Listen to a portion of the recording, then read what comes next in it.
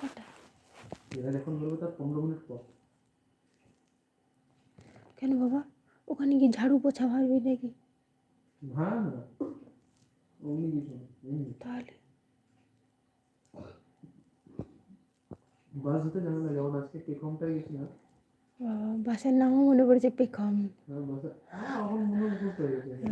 একটা বাসের নাম দশরথ, দশরথ, আজকে তুমি দশরথী, হ্যাঁ দশরথী। তার বাসের নাম সামনে মুখস্থ হয়ে গেছে। মন্দাকিনী, হ্যাঁ মন্দাকিনী। মন্দাকিনী আছে 3টা বাস, হুম সরি 4টা বাস। হুম তারপরে পেখম, হ্যাঁ তারপরে ওটা ছোট পেখম, তারপরে বড় পেখম। সরি বড় পেখম, ছোট পেখম, তারপরে মাঝখানে মেজো পেখম নেই? না, তারপরে হচ্ছে গোবিন্দ, আচ্ছা গোবিন্দ, গোবিন্দর পর রাজনন্দিনী, রাজনন্দিনী। তারপরে আর বাস নেই।